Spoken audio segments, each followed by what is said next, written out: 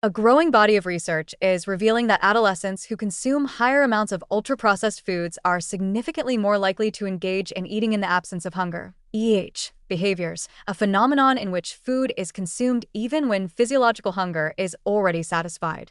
This pattern has been observed in controlled studies, including research similar to the Virginia Tech findings, and appears to be both robust and concerning. The implications extend beyond simple overeating. They suggest that habitual exposure to hyperpalatable, highly engineered foods may fundamentally disrupt the body's internal regulatory systems and reinforce maladaptive eating behaviors that persist into adulthood. Ultra-processed foods are deliberately designed to maximize palatability, combining sugar, fat, salt, and flavor enhancers in ways that stimulate the brain's reward pathways. Adolescents, whose executive function and impulse control are still maturing, are particularly vulnerable to these effects. When teens consume these foods, dopamine release in reward centers is amplified, reinforcing the behavior of eating for pleasure rather than physiological need. The Virginia Tech study and related research demonstrated that adolescents exposed to high UPF diets consistently chose to consume snacks and sugary beverages even when they reported being full, indicating a decoupling of reward-driven eating from homeostatic hunger cues. Over time, this pattern can recalibrate appetite signaling, making the body less able to accurately recognize and respond to satiety signals. The behavioral consequences are profound. Eating in the absence of hunger reinforces a cycle in which adolescents increasingly rely on external cues, flavor, texture, packaging, or social context, rather than internal signals to determine when and how much to eat. This is particularly dangerous during adolescence, a developmental period when lifelong eating patterns are being established.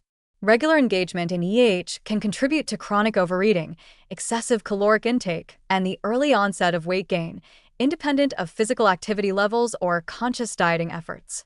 For youth already navigating social pressures, academic demands, and emotional volatility, this can accelerate the development of maladaptive coping strategies tied to food, such as emotional or stress-related eating. There are also metabolic implications. Consuming ultra-processed foods in the absence of hunger exposes the body to repeated caloric surges without the normal regulatory checks that occur when food is eaten in response to physiological need. Blood glucose and insulin levels fluctuate more dramatically, satiety hormones like leptin fail to respond appropriately, and the reward system increasingly drives food-seeking behavior. Over time, these repeated disruptions can promote insulin resistance, visceral fat accumulation, and chronic low-grade inflammation. Adolescents who habitually engage in are therefore at heightened risk for metabolic dysregulation well before adulthood, establishing trajectories for obesity, type 2 diabetes, and other chronic health conditions.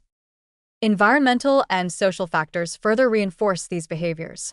Ultra-processed foods are highly available in schools, convenience stores, and homes. Marketing, peer influence, and social media normalize constant snacking and pleasure-driven consumption. When combined with easy access to hyperpalatable items, adolescents' susceptibility to reward-driven eating makes not only common but predictable. Moreover, the very design of ultra-processed foods, rapid absorption, intense flavor, low fiber, means that the physiological cues of fullness are dulled, while the hedonic appeal is amplified. This creates a perfect storm in which the body's natural satiety signals are repeatedly overridden, establishing entrenched patterns of overconsumption. The psychological consequences are also concerning. Adolescents engaging in may internalize guilt or shame for eating too much despite being full, which can paradoxically increase stress and drive further compulsive consumption. Over time, this can erode the development of healthy self-regulation and coping strategies, making these individuals more reliant on food for emotional reward. The long-term impact is a heightened vulnerability to disordered eating patterns, persistent overeating, and reduced responsiveness to internal hunger cues throughout life. The warning is stark. Habitual high consumption of ultra-processed foods during adolescence may do more than increase caloric intake. It may fundamentally rewire the body's regulatory systems for hunger and satiety. Eating in the absence of hunger is a clear behavioral manifestation of this disruption, and research indicates that the more adolescents rely on hyperpalatable, engineered foods, the stronger and more persistent these behaviors become. Left unchecked, These patterns can lock in maladaptive eating behaviors, accelerate metabolic dysfunction, and increase the risk of chronic diet-related disease, setting the stage for a lifetime of challenges in maintaining a healthy relationship with food.